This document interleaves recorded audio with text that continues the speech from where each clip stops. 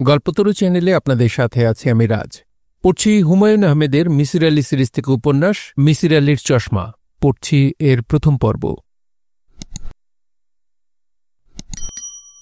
অদ্ভুত এক যন্ত্রে বাটির মতো জায়গা। বাটিতে থুতনি রেখে চোখ মেলে তাকিয়ে থাকতে হয়। যন্ত্রের ভেতর থেকে ক্ষণে ক্ষণে তীব্র আলো এসে চোখের ভেতর ঢুকে যায়। তখন বুকের ভেতর ধক করে ওঠে। মনে হয় কেউ একজন তীক্ষ্ণ এবং লম্বা একটা সূচ চোখের ভেতর দিয়ে মগজে ঢুকানোর চেষ্টা করছে। পরীক্ষা নিরীক্ষা শেষ হয়ে যাবার কথা, শেষ হচ্ছে না, কারণ ডাক্তার সাহেবের কাছে টেলিফোন এসেছে। তিনি উত্তেজিত ভঙ্গিতে কথা বলছেন। মিসির আলি বুঝতে পারছেন না তিনি কি বাটি থেকে থুতনি উঠিয়ে নেবেন, নাকি যেভাবে বসে আছেন সেভাবেই বসে থাকবেন। নড়ে গেলে যন্ত্রের রিডিংয়ে গণ্ডগোল হতে পারে, তখন হয়তো আবার গোড়া থেকে শুরু করতে হবে। হিন্দিতে যাকে বলে ফির পেহলেসে। মিসির আলি নড়লেন না। ডাক্তার সাহেবের টেলিফোন আলাপ বন্ধ হবার জন্য অপেক্ষা করতে লাগলেন। ডাক্তার সাহেবের নাম হারুনুর রশিদ। নামের শেষে অনেকগুলো অক্ষর আছে। মনে হয় বিদেশের সব ডিগ্রিই তিনি জোগাড় করে ফেলেছেন। ডাক্তার সাহেবের বয়স 50-এর কাছাকাছি হবার কথা। চুলে পাক ধরেনি, তবে দুই চোখের ভুরুর বেশ কিছু চুল পাকা। চিমটা দিয়ে ভুরুর পাকা চুলগুলো তুলে ফেললে তার বয়স আরও কম লাগত। ভদ্রলোক বেটে, ভারী শরীর, গোলাকার মুখ, চোখের দৃষ্টিতে সারল্য আছে, তবে ভুরু ঝোপের মতো বলে দৃষ্টির সারল্য চোখে পড়ে না। তিনি ঝকঝকে সাদা অ্যাপ্রন পরে আছেন। অ্যাপ্রনটা তাকে মানিয়েছে। বেশিরভাগ ডাক্তারের গায়ে অ্যাপ্রন মানায় না। ডাক্তার হারুন এখন চরম রাগারাগি শুরু করেছেন। তার কথা শোনা যাচ্ছে, ওপাশের কথা শোনা যাচ্ছে না। মিসির আলির ধারণা ওপাশে টেলিফোন ধরেছেন হারুন সাহেবের স্ত্রী। রাগারাগির ধরনটা সেরকম। ডাক্তার সাহেবের গলার স্বর ভারী এবং খসখসে। তাঁর চিৎকার এবং হইচই শুনতে ভালো লাগছে। ডাক্তার, আমার সঙ্গে ফাজলামি করবে না। এই জিনিসটা আমার পছন্দ না, একেবারেই পছন্দ না। ওপাশ থেকে কেউ কিছু বলল। ডাক্তার, খবরদার, পুরনো প্রসঙ্গ তুলবে না। ওপাশের কথা। ডাক্তার, কি? আমাকে বিয়ে করে ভুল করেছ? আরেকবার এই কথাটা বলো তো, একবার শুধু বলে দেখো। মনে হচ্ছে ডাক্তার সাহেবের স্ত্রী আরেকবার এই কথাটি বললেন। ডাক্তার, চিৎকার করছি? আমি চিৎকার করছি? আমি এক পেশেন্টের চোখ পরীক্ষা করছি। তুমি খুব ভালো করে জানো পেশেন্টের সামনে আমি চিৎকার চেঁচামেচি করি না। শাট আপ, শাট আপ বললাম। Yes, I say shut up and go to hell. Harun Misir আলির দিকে তাকিয়ে বিরক্ত গলায় বললেন, আপনি এখনো এইভাবে বসে আছেন কি জন্য? আপনার চোখ তো দেখা শেষ। মিসির আলি বললেন, পরীক্ষা শেষ হয়েছে বুঝতে পারিনি, মাঝখানে আপনার টেলিফোন এলো। আপনার চোখ ঠিক আছে, শুধু প্রেশার হাই, গ্লুকোমা। একটা ড্রপ দিচ্ছি, ঘুমোবার আগে চোখে এক ফোঁটা করে দেবেন, ভুল করবেন না। মিসির আলি বললেন, যদি ভুল করি তাহলে কি হবে? ডাক্তার নির্বিকার গলায় বললেন, অন্ধ হয়ে যাবেন আর কি। অন্ধ হয়ে যাব? হ্যাঁ, 15 দিন পর আবার আসবেন। ভালো কথা, আপনাকে ফি দিতে হবে না। হারুন বললেন, আপনাকে আমি চিনি, আপনি বিখ্যাত মানুষ। আমি বিখ্যাত মানুষদের কাছ থেকে ফি নেই না। বিখ্যাত মানুষরা 10 জায়গায় আমার কথা বলেন, তাদের কথার অনেক গুরুত্ব, এতে প্রসার দ্রুত বাড়ে। মিসির আলি বললেন, আপনি মনে হয় ভুল করছেন, আমাকে অন্য কারোর সঙ্গে গুলিয়ে ফেলেছেন। আমি বিখ্যাত কেউ না, আমি অতি সাধারণ একজন। হারুন ভুরু কুঁচকে বললেন, আপনার নাম কি? মিসির আলি। হারুন বললেন, তাহলে তো ভুলই করেছি, মেজর মিস্টেক। আমি আপনাকে নাটক করে এমন কেউ ভেবেছি। চেহারা খুব পরিচিত লেগেছে। ভালো কথা, আপনি কি অভিনয় করেন? গত সপ্তাহে টিভিতে কি যেন একটা নাটক দেখলাম, আপনি সেখানে ছিলেন? জি না। অতি বোগাস এক নাটক, তারপরেও শেষ পর্যন্ত দেখেছি। নাটকের নামটা মনে পড়ছে না, ন দিয়ে নামে শুরু, এটুকু মনে পড়ছে। আচ্ছা শুনুন, আপনি হাফ ফি দেবেন। আমার 400 টাকা ফি, আপনি 200 দেবেন। হাফ কেন? প্রথমবার বাই মিস্টেক ফ্রি বলেছিলাম, এই জন্য। আপনি আশা করে বসেছিলেন ফ্রি হয়ে গেছে, যখন দেখলেন হয়নি তখন আশা ভঙ্গ হয়েছে। হয়েছে কিনা বলুন। মিসির আলি কি বলবেন ভেবে পেলেন না। বোঝা যাচ্ছে এই ডাক্তার বিচিত্র স্বভাবের, তার সঙ্গে চিন্তাভাবনা ছাড়া কথা বলা ঠিক না। ফি দিয়ে চলে যেতে পারলে বাঁচা যেত, চোখের ড্রপের নামটা এখনও তিনি লিখে দেননি।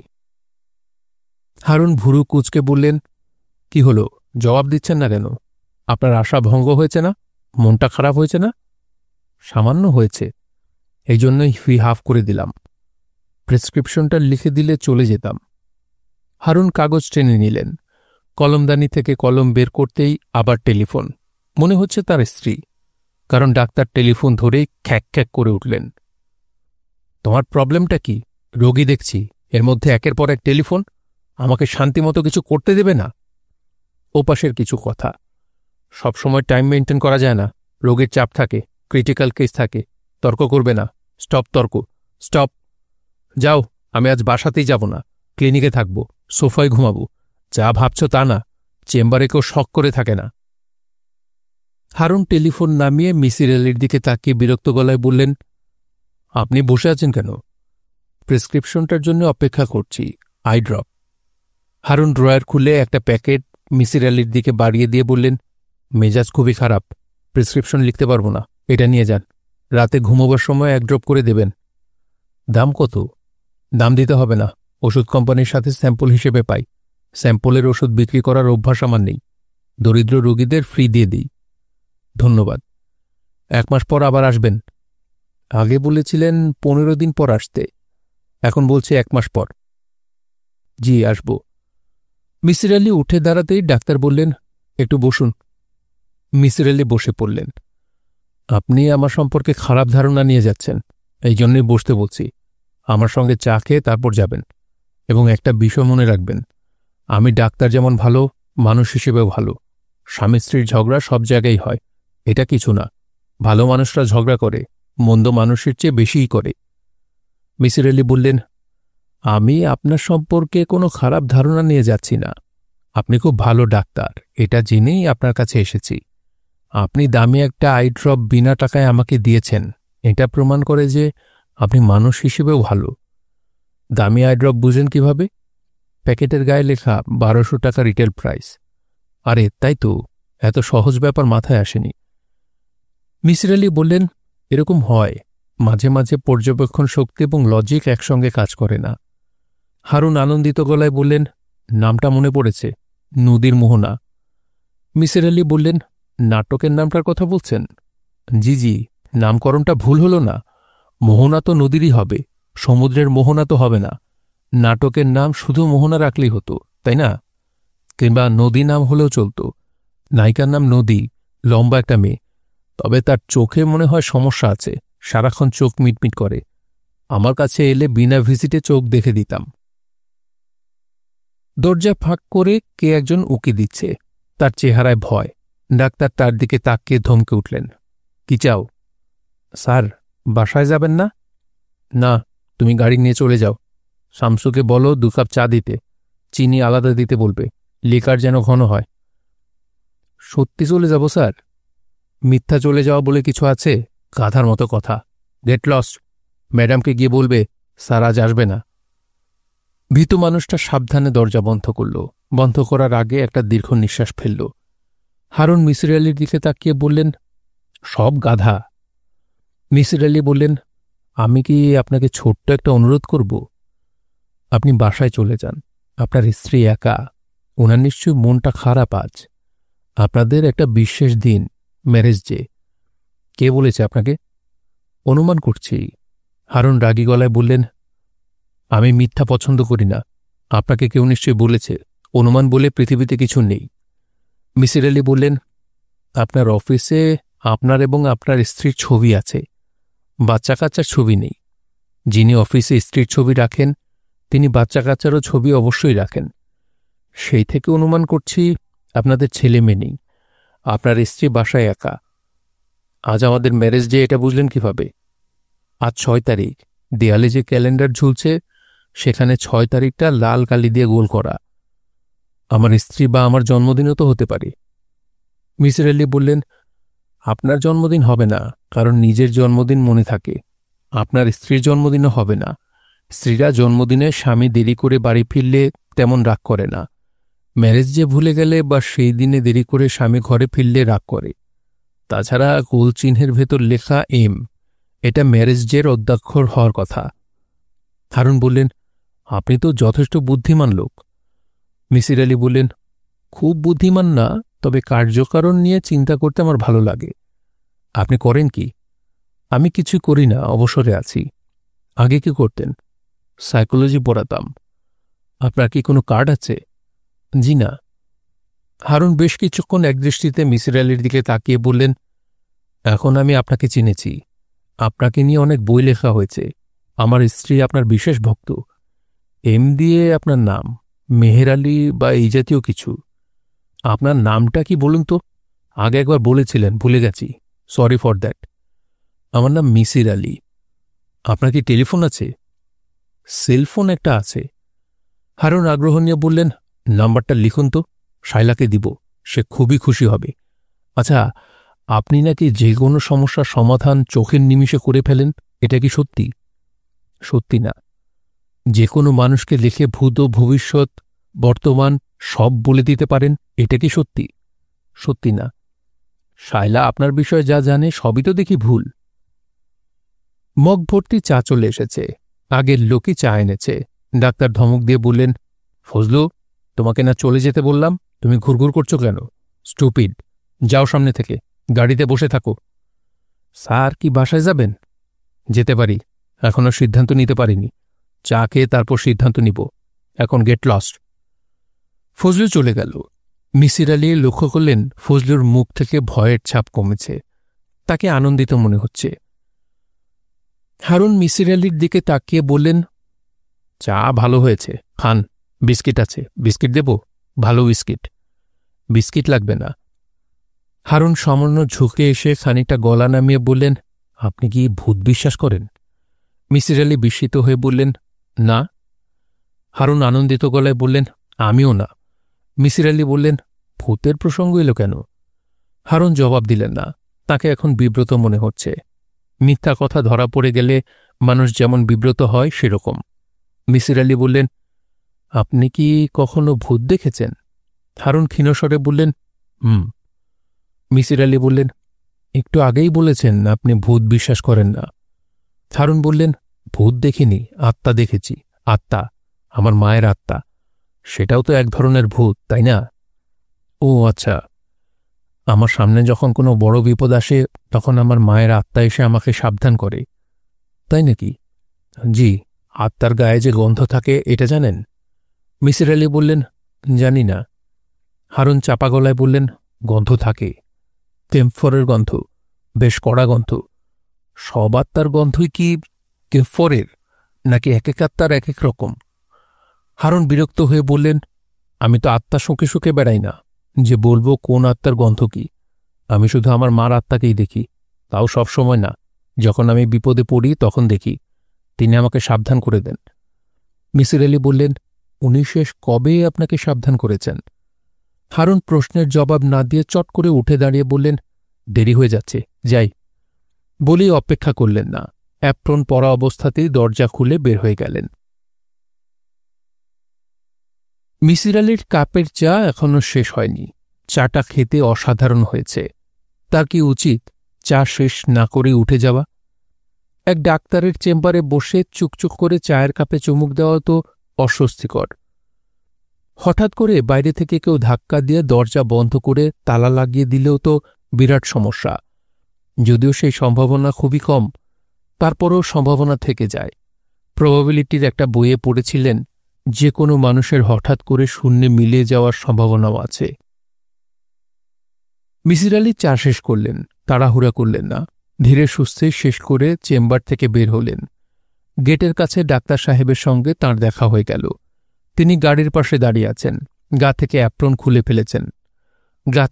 খুলে ফেলেছেন বলে তাকে অন্যরকম লাগছে। ডাক্তারের হাতে সিগারেট। তিনি মিসির আলীর দিকে তাকিয়ে বললেন, গাড়িতে উঠুন, আপনাকে পৌঁছে দিই। আপনি থাকেন কোথায়? মিসির আলী বললেন, আমি ঝিকাতলায় থাকি। আপনাকে পৌঁছাতে হবে না, আমি রিকশা নিয়ে চলে যাব। আপনাকে গাড়িতে উঠতে বলছি, উঠুন, ড্রাইভারের পাশের সিটে বসবেন। মিসির আলী উঠলেন। এই মানুষটাকে না বলে লাভ হবে না।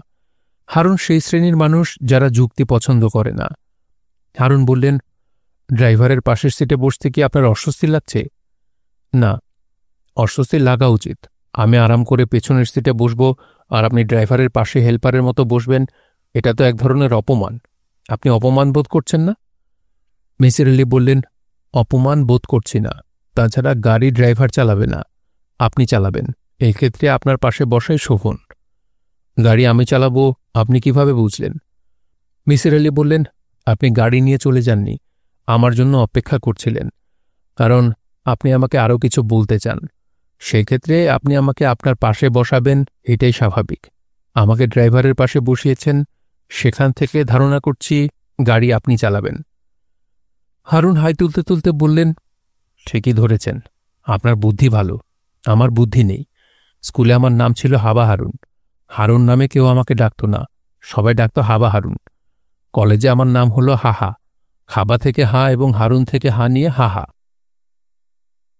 গাড়ি মিরপুর সড়কে উঠে এসেছে, রাত 11টার কাছাকাছি। এখনও রাস্তায় ভিড়, গাড়ি চলছে ধীর গতিতে, প্রায় থামতে হচ্ছে। হারুন বিরক্ত হচ্ছেন না, ক্যাসেটে গান ছেড়ে দিয়েছেন, হিন্দি গান হচ্ছে। বয়স্ক এবং গুরুত্বপূর্ণ টাইপ মানুষরা সাধারণত গাড়িতে হিন্দি গান শোনেন না। ইনি যে শুধু শুনছেন তা না, যথেষ্ট আনন্দও পাচ্ছেন।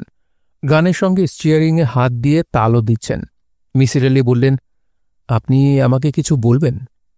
হারুন বললেন, ভেবেছিলাম বলবো, এখন ঠিক করেছি বলবো না। মিসির আলি বললেন, তাহলে আমাকে যে কোনো জায়গায় নামিয়ে চলে যান, আপনার দেরি হচ্ছে। হারুন বললেন, আপনাকে বাসায় পৌঁছে দেবার কথা বলে গাড়িতে তুলেছি, এখন পথের মাঝখানে নামিয়ে দেব না। মিসির আলি বললেন, পথে নামালেই আমার জন্য সুবিধা, কারণ আমি হোটেলে ভাত খেয়ে তারপর বাসায় যাব। বাসায় আমার রান্নার ব্যবস্থা নেই। আমি আপনাকে বাসায় নামিয়ে দেব, সেখান থেকে আপনি যেখানে ইচ্ছা যাবেন। আই কিপ মাই ওয়ার্ডস। মিসির আলি চুপ করে গেলেন। অসময়ে চা খাওয়ার জন্য ক্ষুধা মরে গিয়েছিল, এখন আবার তার অস্তিত্ব টের পাওয়া যাচ্ছে। কলিজা ভুনা খেতে ইচ্ছা করছে, ঝাল কলিজা ভুনা, সঙ্গে পেঁয়াজ কাঁচামরিচ। মিসির আলি সাহেব। জি। কোনো গন্ধ কি পাচ্ছেন? এয়ার ফ্রেশনারের গন্ধ পাচ্ছি। হারুন গান বন্ধ করে দিয়ে বললেন, এয়ার ফ্রেশনারটার গন্ধ আপনার কাছে কেমন লাগছে? মোটামুটি লাগছে, এয়ার ফ্রেশনারের গন্ধ আমার কখনোই ভালো লাগে না। হারুন বললেন, আপনি কেফরের গন্ধ পাচ্ছেন। গাড়িতে কোনো এয়ার ফ্রেশনার নেই, আমার মায়ের আত্মা আমাদের সঙ্গে আছে বলে এই গন্ধ। ও আচ্ছা, আপনি খুব হেলাফেলা করে ও আচ্ছা বলেছেন, এটা ঠিক করেননি। আমি সিজিওফ্রেনিক পেশেন্ট না। স্কুল জীবনে আমাকে হাবা হারুন বলা হলেও আমি হাবা না। আপনার মা কি প্রায় আপনার সঙ্গে থাকেন? যখন কোনো বড় বিপদ আমার সামনে থাকে তখন তিনি আমার সঙ্গে থাকেন। মিসির আলি বললেন, আপনি কি কোনো বড় বিপদের আশঙ্কা করছেন? করছি। জানতে পারি বিপদটা কি? আমি খুন হয়ে যাব, কেউ একজন আমাকে খুন করবে। কে খুন করবে সেটাও আমি জানি। My mother told me. Misir Ali বললেন, তিনি কি সরাসরি আপনার সঙ্গে কথা বলেন নাকি স্বপ্নে বলেন? হারুন বললেন, তিনি নানাভাবে আমার সঙ্গে কমিউনিকেট করেন, মাঝে মাঝে স্বপ্নেও করেন। আপনার মা কি বলেছেন? কে আপনাকে খুন করবে? আপনি জেনে কি করবেন? কৌতূহল থেকে প্রশ্ন করেছি, বলতে না চাইলে বলবেন না। ডাক্তার গলা নামিয়ে বললেন, আমাকে খুন করবে আমার স্ত্রী, ওর নাম শায়লা। মিসির আলি বললেন, খুন কবে হবেন সেটা কি আপনার মা আপনাকে বলেছেন? বলেছেন, তবে খুব নির্দিষ্ট করে কিছু বলেননি। জন্ম মৃত্যুর বিষয়ে নির্দিষ্ট করে আত্মারা কিছু বলতে পারে না, ওদের ক্ষমতার সীমাবদ্ধতা আছে। আমার খুন হবার কথা আজ রাতে। মিসির আলি ধাক্কার মতো খেলেন। একটা মানুষ ভাবছে সে রাতে খুন হবে, তারপরও স্বাভাবিকভাবে গাড়ি চালাচ্ছে। নানান কায়দাকানুন করে এ কারণেই বাসায় যাওয়া পেছাচ্ছি, আপনাকে নামিয়ে দিয়ে কোনো একটা হোটেলে চলে যাব। মিসির আলি কি বলবেন ভেবে পেলেন না। মানুষটা মানসিকভাবে অসুস্থ, এতটা অসুস্থ তা শুরুতে বোঝা যায়নি। হারুন বললেন, আমাকে কিভাবে মারবে জানতে চান? কিভাবে? বিষ খাইয়ে মারবে। বিষের নাম জানতে চান? Potassium cyanide. পটাশিয়াম সায়ানাইডের নাম জানেন তো? কেএনসি। নাম জানি, আপনার স্ত্রী পটাশিয়াম সায়ানাইড পাবেন কোথায়? তার কাছে আছে, সে একটা প্রাইভেট ইউনিভার্সিটির কেমিস্ট্রির চেয়ারম্যান। সে কি করবে জানেন? কোনো একটি খাবারে এই জিনিস মিশিয়ে দেবে। আপনি কি আপনার আশঙ্কার কথা আপনার স্ত্রীকে জানিয়েছেন? জানিয়েছি। তার ধারণা আমার প্যারানয়া হয়েছে, ভালো সাইকিয়াট্রিস্ট দিয়ে আমার চিকিৎসা করা উচিত। এই কারণেই আপনাকে সে খুঁজছে। মিসির আলি বললেন, আমাকে এখানে নামিয়ে দিন, সামনের গলিতেই আমার বাসা। হারুন বললেন, আপনাকে আপনার বাসার সামনে নামাবো, আপনার বাসাটা চিনে আসব। আপনার আপত্তি নেই তো? কোনো আপত্তি নেই। আমার মাকেও আপনার বাসাটা চেনানো দরকার। প্রয়োজনে তিনি আপনার সঙ্গে যোগাযোগ করবেন। আমার মায়ের নাম সালমা রহমান। মিসির আলির জানতে ইচ্ছা করছে সালমা রহমান কি দ্বিতীয় বিবাহ করেছিলেন? হারুনুর রশিদ ডাক্তারের নাম। তার বাবার নাম যদি রশিদ হয়, তাহলে সালমা রহমান না হয়ে সালমা রশিদ নাম হবার কথা। মিসির আলি বললেন, আপনার বাবার নাম জানতে পারি? কেন? কৌতূহল। আমার বাবার নাম আব্দুর রশিদ। আপনার বাবা কি জীবিত? বাবা মারা গেছেন। আপনার মা কি দ্বিতীয় বিবাহ করেছিলেন? হারুন বিরক্ত গলায় বললেন, ব্যক্তিগত প্রশ্ন করবেন না। ব্যক্তিগত প্রশ্ন আমি পছন্দ করি না, আমার মাও পছন্দ করেন না। Like mother like son. Misir Ali বললেন, আমি আপনার সাইকিয়াট্রিস্ট, সেই কারণে ব্যক্তিগত প্রশ্ন করছি। হারুন বললেন, আপনি আমার সাইকিয়াট্রিস্ট না, আপনি আমার একজন রোগী। ভদ্রতা করে আমি যাকে বাসায় নামিয়ে দিচ্ছি। মিসির আলি বললেন, এই সামনে গাড়ি রাখুন, ডান দিকের ফ্ল্যাট বাড়ির একতলায় আমি থাকি। আপনি কি নামবেন? না। আপনি বলেছিলেন আপনার মাকে আমার বাসা চিনিয়ে দেবেন। হারুন রাস্তার পাশে গাড়ি পার্ক করে দরজা খুলে নামলেন। তার চোখে ভরসা হারানো মানুষের দৃষ্টি। যে মানুষ বুঝে উঠতে পারছে না তার কি করা উচিত। মিসির আলির বসার ঘরের বেতের চেয়ারে ডাক্তার হারুন বসে আছেন। তাকে অসম্ভব ক্লান্ত লাগছে। মনে হচ্ছে চেয়ারেই ঘুমিয়ে পড়বেন। তার মাথা ঝুলে আছে, থুতনি বুকের সঙ্গে প্রায় লাগানো। তার চোখ খোলা, তবে ঘুমন্ত মানুষের নাক দিয়ে যেমন ঘর ঘর আওয়াজ হয় সেরকম আওয়াজ হচ্ছে। হঠাৎ আওয়াজ বন্ধ হল। হারুন মাথা তুলে বললেন, আপনি একা থাকেন? মিসির আলি হ্যাঁ সূচক মাথা নাড়লেন। হারুন বললেন, আপনার বাসায় কি এক্সট্রা বেড আছে? মিসির আলি বললেন, নেই। এক্সট্রা বেড থাকলে আপনার এখানেই থেকে যেতাম, হোটেলে যেতাম না। আমার মায়ের আপনার বাসা পছন্দ হয়েছে, তিনি পুরো বাড়ি ঘুরে দেখেছেন। মিসির আলি বললেন, এখন কি তিনি আমাদের সঙ্গে আছেন? এই মুহূর্তে তিনি কোথায়? আপনার শোবার ঘরে। মিসির আলি বললেন, আমার শোবার ঘরের দেয়ালে একটা ঘড়ি আছে, ঘড়িতে কটা বাজে তিনি বলতে পারবেন? হারুন বললেন, আপনি পরীক্ষা করে দেখছেন মায়ের ব্যাপারটা আমার মনের কল্পনা কিনা। ঠিক বলেছি? ঠিক বলেছেন। এই পরীক্ষা আপনার মনের শান্তির জন্য প্রয়োজন। হারুন বললেন, আত্মা সম্পর্কে আপনার ধারণা নেই। দেহধারী মানুষ এবং আত্মা এক না। আত্মা জাগতিক পৃথিবী ঠিকঠাক বুঝতে পারে না। জাগতিক পৃথিবী তাদের কাছে অস্পষ্ট, গাঢ় কুয়াশার জগৎ। আত্মা প্রবল আকর্ষণের কারণে তার অতি প্রিয়জনদের সঙ্গে মাঝে মাঝে যোগাযোগ করে, কিন্তু জগৎ সম্পর্কে কিছুই জানে না।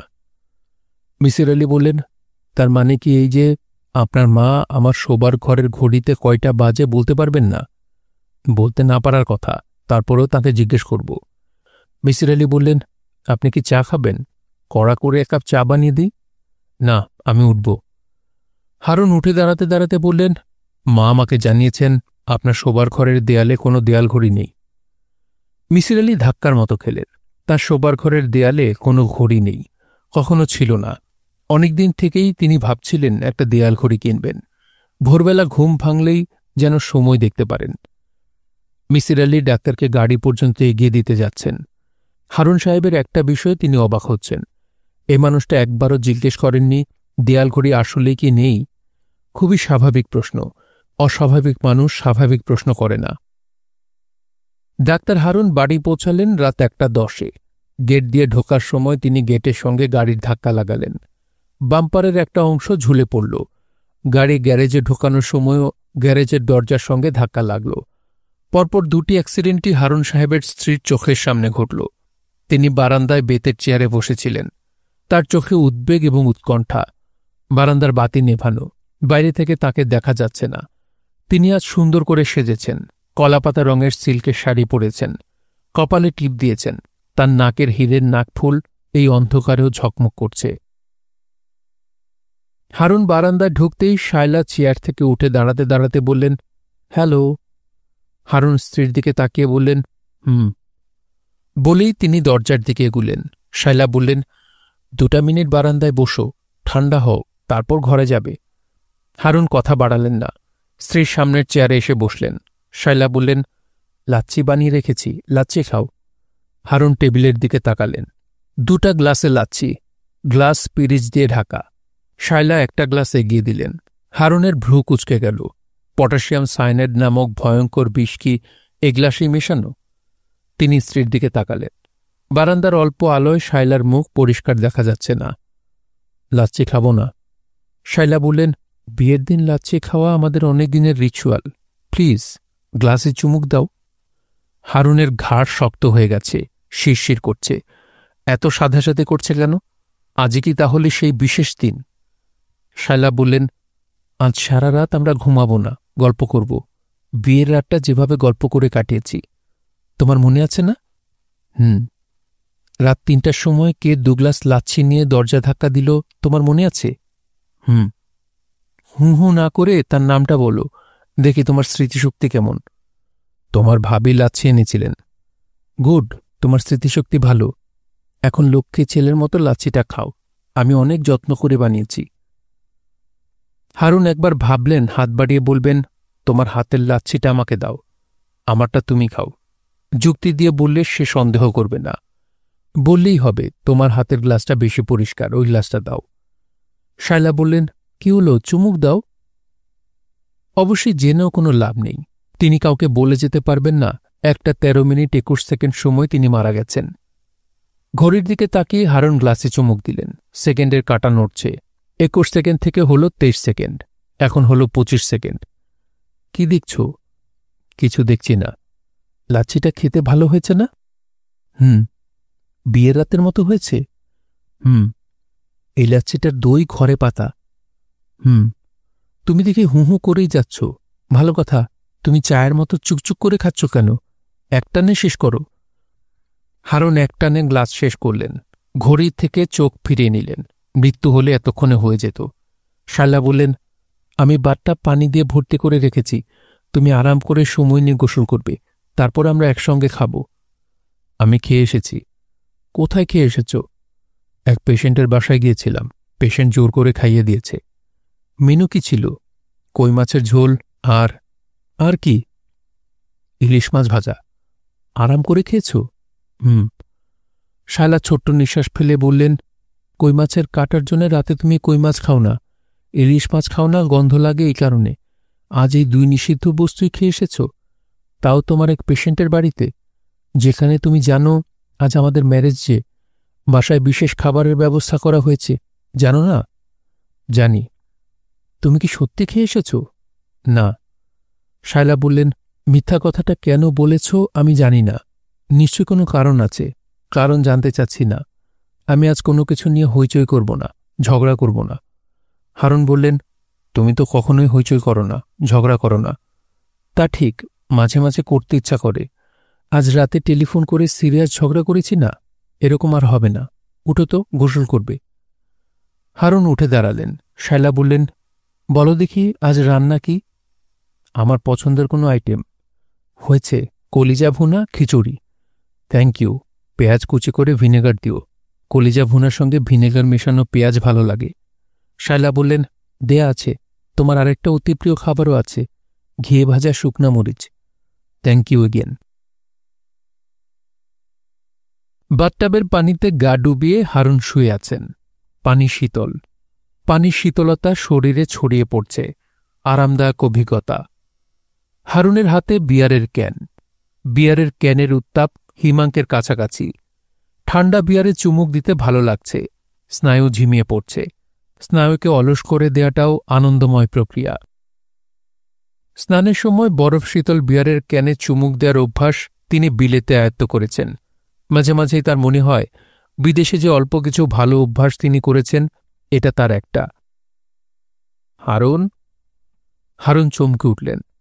তার মার গলা। এই গলা বিয়ারের ক্যানের মতোই শীতল। এমনভাবে চমকালেন যে বিয়ারের ক্যান তার হাত থেকে ফসকে বাথটাবের পানিতে পড়ে গেল। ক্যানটা তিনি অতি দ্রুত তুলে ফেললেন। তার আগে অনেকখানি পানি ক্যানে ঢুকে গেল। হারুন? জিমা, তুই পীর বংশের ছেলে, এটা জানিস? তোর বাবার দাদা হুজুরে কেবলা ইরফান উদ্দিন কুতুবী কত বড় পীর ছিলেন সেটা জানিস? কিছু কিছু জানি, তুমি বলেছ। তুই এত বড় পীরের পুঁতি, আর তুই কিনা ন্যাংটো হয়ে মদ খাচ্ছিস। হারুন হাত বাড়িয়ে টাওয়েল নিয়ে কোমরে জড়াতে জড়াতে বললেন, বিয়ার মদ না মা। ইউরোপ আমেরিকায় পানির বদলে এই জিনিস খাওয়া হয়। অ্যালকোহলের পরিমাণ 5%-এরও নিচে। চুপ। হারুন চুপ করে গেলেন। তার নিঃশ্বাস ভারী হয়ে আসছে, মুখ শুকিয়ে আসছে। হারুন, বাতি নিভিয়ে দে। বাতি নেভালে আমার ভয় লাগবে মা। লাগুক ভয়, বাতি নিভা। আলোর মধ্যে থাকতে পারছি না। বিহারের ক্যান এখনো হাতে ধরে আছিস কেন? ফেলে দে। হারুন ক্যান রেখে উঠে দাঁড়ালেন, বাতি নেভালেন। বাথরুম হঠাৎ অন্ধকারে ডুবে গেল। হারুন কাঁপা কাঁপা গলায় বললেন, মা, ভয় লাগছে। ভয়ের কি আছে? আমি আছি না? তোমাকে দেখতে পাচ্ছি না তো। আমাকে দেখবি কি করে গাধা? কথা যে শুনতে পাচ্ছিস, এই যথেষ্ট। মা, তুমি তো কথাও ভুলভাল বলো। কখন ভুলভাল কথা বললাম? তুমি বলেছিলে আজ রাতে বিষ খাওয়াবে, খাওয়াইনি তো। রাত কি শেষ হয়েছে? তুই কত বড় গাধা বুঝতে পারছিস? ডিনারের সময় বিষ দেবে মা? তোকে কিছুই বলবো না। মা, মা। তোর কথা শুনতে পাচ্ছি, মামা করতে হবে না। কি বলতে চাস বল। আমার একটা সন্দেহ তৈরি হয়েছে। মনে হচ্ছে তুমি আসলে আমার মনের কল্পনা। আমি কল্পনা? এক ধরনের অসুখ আছে, যে অসুখে রোগীর হ্যালুসিনেশন হয়। সে কথা শুনতে পায়, নানান কিছু দেখে। তোর ধারণা তোর সেই অসুখ হয়েছে? রোগ বাঁধিয়ে ঘরে বসে আছিস কেন? চিকিৎসার ব্যবস্থা কর। করব। আজ যে গাধাটার কাছে গিয়েছিলি, সে কি তোর চিকিৎসা করবে? এখনও ঠিক করিনি। দেরি করছিস কেন? ঠিক করে ফেল। সেও গাধা, তুইও গাধা। গাধার চিকিৎসা তো গাধাই করবে। আমাকে গাধা বলছো বলো, ওনাকে কেন গাধা বলছো? যে বলে যুক্তির বাইরে কিছু নেই, তাকে গাধা বলবো না তো কি বলবো? ছাগল বলবো? এটাই ভালো। সে ছাগল, তুই গাধা। গাধা, শোন, রাতে খেতে গিয়ে দেখবি কলিজা ভুনা 2টা প্লেটে রাখা। একটা তোর জন্যে, একটা তার জন্য। তোরটায় বিষ দেয়া। যা বলার আমি বলে দিলাম। এখন বাতি জ্বালা। তোর বউ এক্ষুনি তোকে খেতে ডাকবে। যদি দেখে বাতি নেভানো, তাহলে নানান প্রশ্ন করবে। হারুন বাতি জ্বালালেন। প্রায় সঙ্গে সঙ্গে বাথরুমের দরজায় টোকা পড়ল। শায়লা বললেন, এই, এতক্ষণ লাগাচ্ছ কেন? টেবিলে খাবার দেওয়া হয়েছে, সব তো ঠান্ডা হয়ে যাচ্ছে। হারুন খেতে বসেই বললেন, কলিজা ভুনা 2টা বাটিতে কেন? শায়লা বললেন, তোমারটায় ঝাল দিয়েছি। আমি ঝাল খেতে পারি না বলে আমারটা আলাদা। ঝাল খাওয়া তো আমিও ছেড়ে দিয়েছি। কবে ছাড়লে? হারুন আমতা আমতা করছেন, কি বলবেন ভেবে পাচ্ছেন না। শায়লা বললেন, তুমি ঝাল খাওয়া ছেড়ে দিয়েছ, এই তথ্য জানতাম না। এইমাত্র জানলাম। এখন থেকে সবকিছুই কম ঝালে রান্না হবে। আজ খেয়ে ফেলো প্লিজ। শায়লা স্বামীর প্লেটে কলিজা ভুনা তুলে দিলেন। হারুন খাচ্ছেন। খেতে অসাধারণ হয়েছে। ভিনেগার দেয়া পেঁয়াজের কারণে কলিজা ভুনার স্বাদ 10 গুণ বেড়ে গেছে। হারুন ঘড়ি দেখলেন, 6 মিনিট ধরে খাচ্ছেন। পটাশিয়াম সায়ানাইড থাকলে অনেক আগে কর্মখাবার হয়ে যেত। মা আবারও ভুল করলেন। খাবারে পটাশিয়াম সায়ানাইড দেয়া থাকলে মন্দ হতো না। এক ধাক্কায় সব ঝামেলা থেকে মুক্তি। মৃত্যুর পর মায়ের মতো আত্মা হয়ে যেখানে ইচ্ছা সেখানে ঘুরে বেড়ানো। হারুন ঠিক করলেন, আত্মা হতে পারলে তিনি মাঝে মাঝে শায়লাকে ভয় দেখাবেন। ধরা যাক সে ক্লাস নিচ্ছে, হঠাৎ নিঃশ্বাস ফেলবেন। কিংবা রাতে শায়লা যখন ঘুমুবে, তিনি তার পায়ের বুড়ো আঙুল কামড়ে ধরবেন। আত্মারা কি কামড়াতে পারে? মাকে জিজ্ঞেস করে জানতে হবে। কি ভাবছ? কিছু ভাবছি না। তোমাকে দেখে মনে হচ্ছে তুমি কিছু নিয়ে চিন্তা করছ।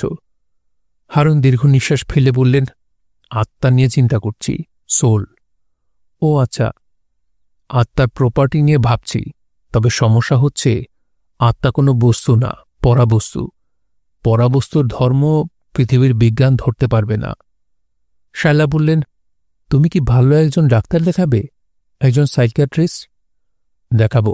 মিসির আলি সাহেবকে দেখাবো। ওনার সঙ্গে আজ দেখা হয়েছে। সত্যি? শায়লা, তুমি জানো আমি মিথ্যা বলি না। জানো না? জানি। হারুনের খাওয়া শেষ হয়েছে, পানি খাওয়া দরকার। পানির গ্লাসের দিকে হাত বাড়িয়েও শেষ পর্যন্ত গুটিয়ে নিলেন। তার মন বলছে, পানির গ্লাসেই মেশানো আছে ভয়ঙ্কর কেসিয়ান। অবশ্যই পানির গ্লাসে মেশানো। পানি হবে বর্ণহীন। এই গ্লাসের পানি নীলচে। মিসির আলি কুরিয়ারে একটা দীর্ঘ চিঠি পেয়েছেন। চিঠির প্রেরকের নাম শায়লা রশিদ। পুনশ্চুতে লেখা, ডক্টর হারুন রশিদ নামে যে চোখের ডাক্তার আপনার চিকিৎসা করছেন, আমি তার স্ত্রী। 10 পৃষ্ঠার দীর্ঘ চিঠি। এক বৈঠকে লেখা, এটা বোঝা যাচ্ছে। চিঠি লিখতে লিখতে উঠে গিয়ে আবার লিখতে বসলে শুরুর লেখার টানাভাব কমে যায়। লেখার গতি কমে যায় বলেই এটা হয়। চিঠি না পড়েই মিসির আলি পত্রলেখিকার বিষয়ে কিছু সিদ্ধান্তে পৌঁছলেন। ক, মহিলা ধৈর্যশীলা। যিনি এক বৈঠকে এত বড় চিঠি লিখবেন, তার ধৈর্য থাকতেই হবে। খ, মহিলা শান্ত, তার মধ্যে অস্থিরতা নেই। মানসিক অস্থিরতার ছাপ লেখায় চলে আসে। এই মহিলার হাতের লেখায় অস্থিরতা নেই। গ, মহিলা অত্যন্ত গোছানো, কারণ তিনি চিঠি লেখার সময় বাংলা ডিকশনারি পাশে নিয়ে বসেছেন। ভুল বানান ডিকশনারি দেখে শুদ্ধ করেছেন। ঘ, মহিলা বুদ্ধিমতী, কারণ তিনি ব্যবস্থা করেছেন যেন মিসির আলি পুরো চিঠি পড়েন। সম্বোধনেই সেই ব্যবস্থা করা। মহিলা মিসির আলিকে বাবা সম্বোধন করেছেন। বাবা সম্বোধনের লেখা চিঠি অগ্রাহ্য করা কোনো পুরুষের পক্ষেই সম্ভব না। মেয়েদের পক্ষে মা সম্বোধনের চিঠি অগ্রাহ্য করা খুবই সম্ভব। তারা নানাভাবে মা ডাক শুনে অভ্যস্ত। পুরুষরা বাবা শুনে অভ্যস্ত না। কেউ বাবা ডাকলেই সেই ডাক পুরুষদের মাথার ভেতর ঢুকে যায়। মিসির আলি চিঠি পড়তে শুরু করলেন। তার হাতে একটা লাল কালির বল পয়েন্ট। চিঠির কোনো কোনো জায়গা লাল কালি দিয়ে আন্ডারলাইন করতে হবে বলে তার ধারণা। এই কাজটা প্রথম পড়াতেই শেষ হয়ে যাওয়া ভালো। প্রিয় বাবা, আমার বিনীত সালাম নিন। মিসির আলি লাল কালি দিয়ে প্রিয় বাবা আন্ডারলাইন করলেন। সম্বোধন পড়ে আপনি নিশ্চয়ই অবাক হয়েছেন। একজন চিরকুমার মানুষের কন্যা থাকার কথা না। কন্যা স্থানীয় অনেকেই থাকবে। তারা বাবা ডাকবে না, চাচা ডাকবে, কিংবা আধুনিক কেতায় আঙ্কেল ডাকবে। আপনাকে আমি কেন বাবা ডাকছি তা অন্য কোনো দিন ব্যাখ্যা করব। মিসির আলি আবারও লাল কালি দিয়ে দাগ দিলেন। অন্য কোনো দিন ব্যাখ্যা করব। এই বাক্যের নিচে দাগ পড়ল। আপনি অনেকের অনেক জটিল সমস্যার সহজ ব্যাখ্যা দিয়ে সবাইকে চমকে দিয়েছেন। আমি আপনাকে অতি জটিল একটা সমস্যা দিচ্ছি। সমস্যার ব্যাখ্যা আমি নিজে নিজে বের করেছি। ব্যাখ্যা ঠিক আছে কিনা তা শুধু আপনি বলে দিবেন।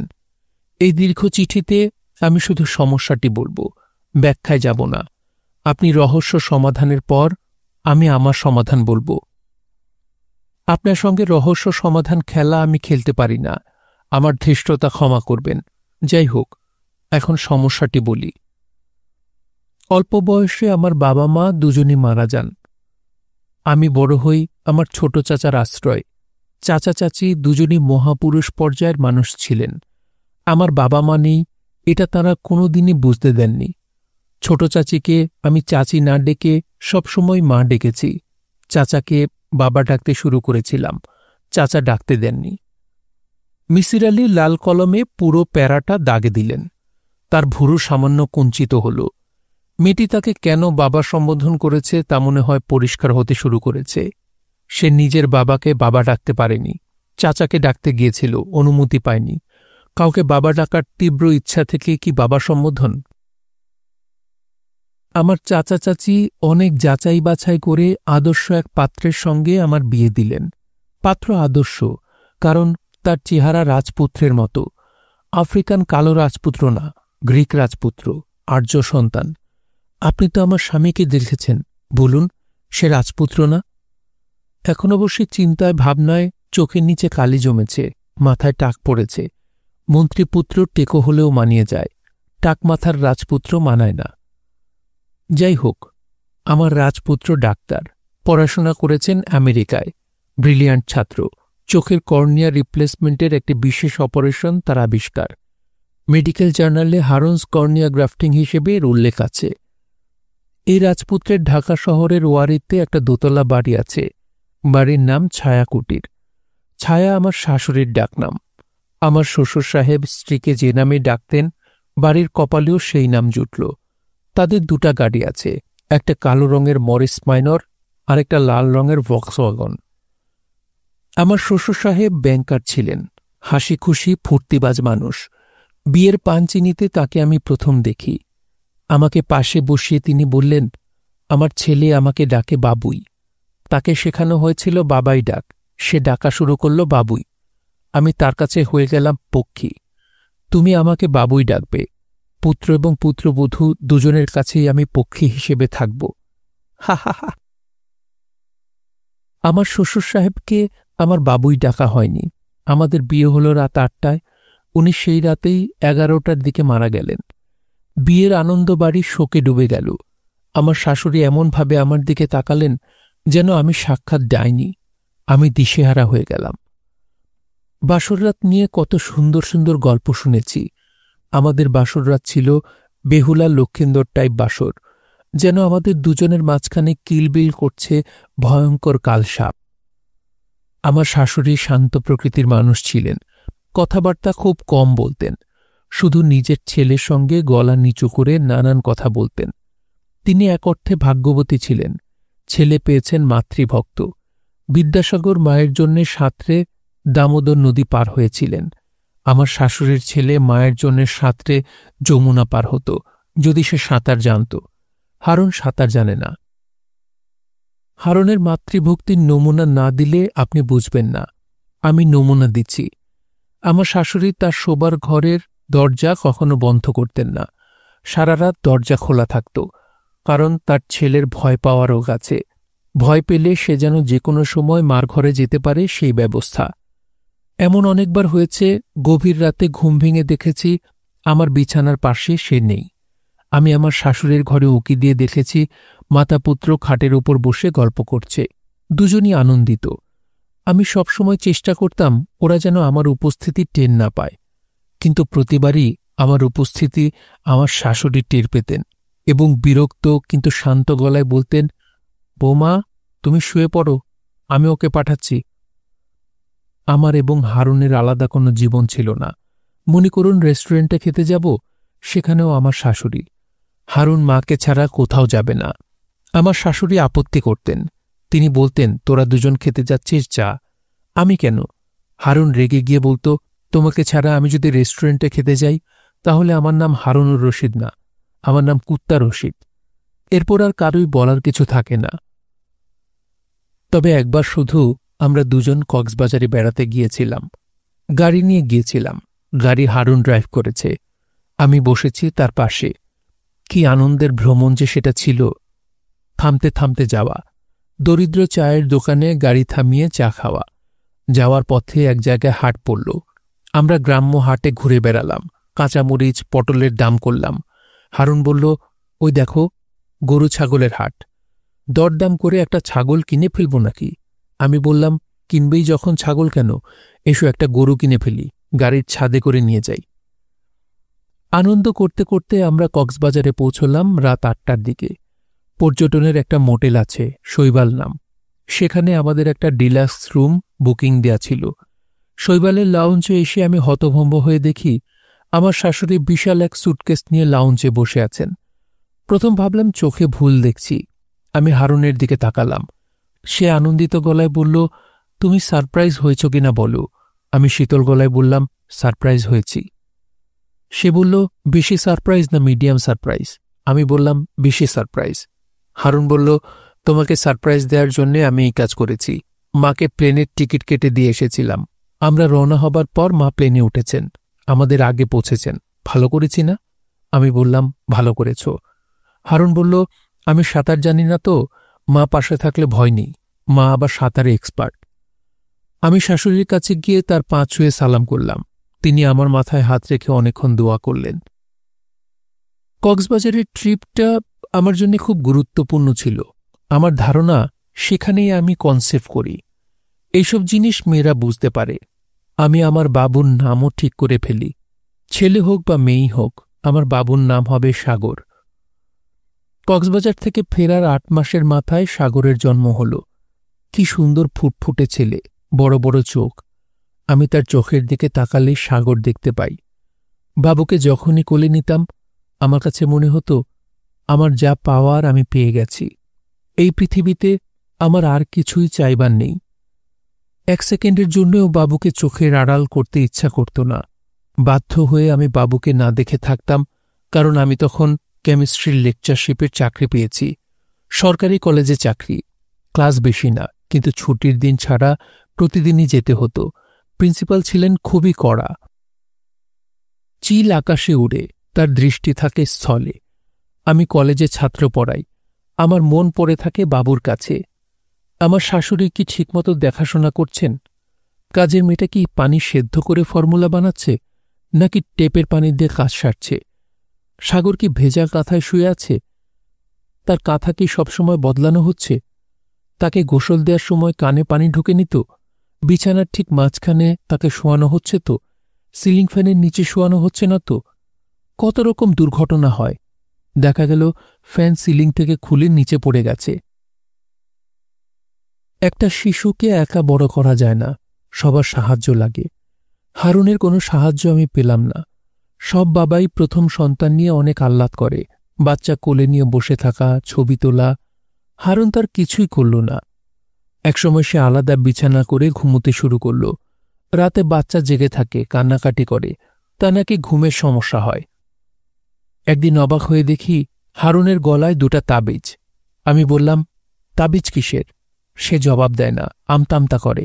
খুব চেপে ধরায় বলল, মা দিয়েছেন, সামনে আমার মহাবিপদ, এই জন্যেই তাবিজ। আমি বললাম, উনি কি করে বুঝলেন সামনে তোমার মহাবিপদ? হারুন বলল, মা স্বপ্নে দেখেছেন, উনি স্বপ্নে যা দেখেন তাই হয়। স্বপ্নে কি দেখেছেন? হারুন অন্যদিকে চোখ ফিরিয়ে বলল, মা স্বপ্ন তোমাকে বলবো না। কেন বলবে না? মা নিষেধ করেছেন। আমি দ্রুত 2 2 4 মেলালাম।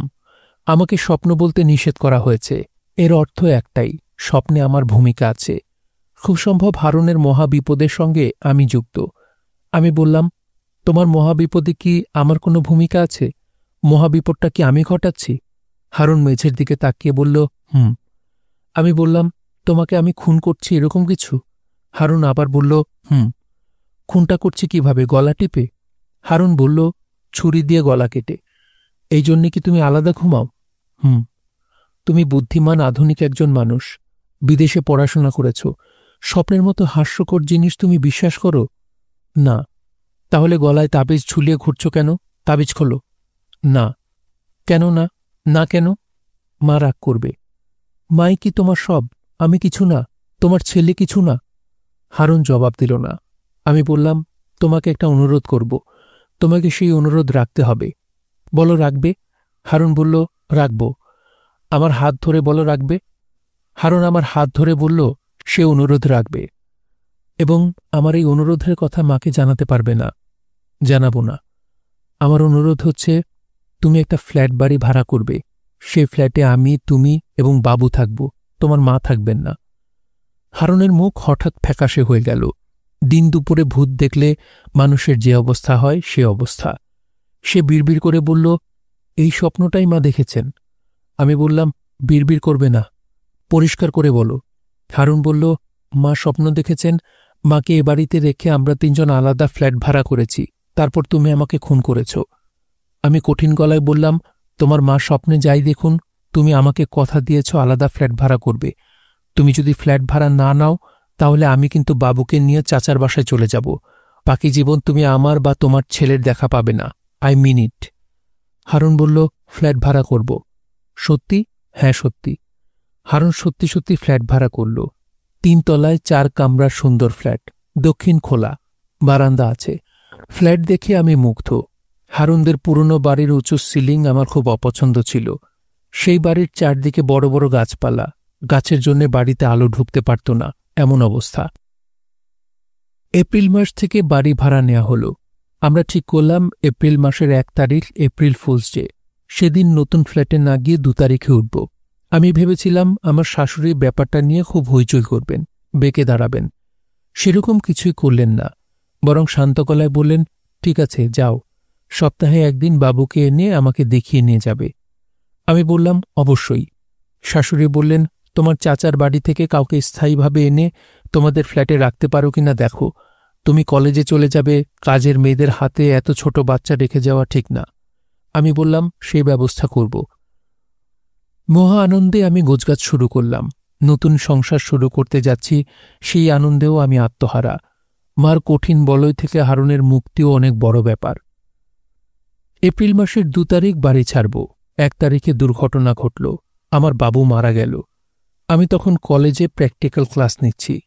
কলেজের প্রিন্সিপাল হঠাৎ ক্লাসে ঢুকে বললেন, শায়লা, আপনি এক্ষুনি বাড়ি যান, আপনার বাচ্চা অসুস্থ। আমার গাড়ি আছে, গাড়ি নিয়ে যান। বাড়িতে পৌঁছে দেখি আমার শাশুড়ি মৃত বাচ্চা কোলে নিয়ে পাথরের মূর্তির মতো বসে আছেন। তিনি ক্ষীণ গলায় বললেন, বৌমা, সব শেষ। আমার বাচ্চাটি কিভাবে মারা গেল, তার কি হয়েছিল, আমি কিছুই জানতে পারিনি। আমার শাশুড়ি আমাকে বলেননি। যে কাজের মেয়েটি বাচ্চার দেখাশোনা করত, তাকেও পাওয়া যায়নি।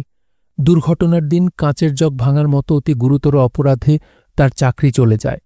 আমার শাশুড়ি তাকে বেতন দিয়ে বিদায় করে দেন। বাসায় একজন কেয়ারটেকার থাকত, সবুর মিয়া।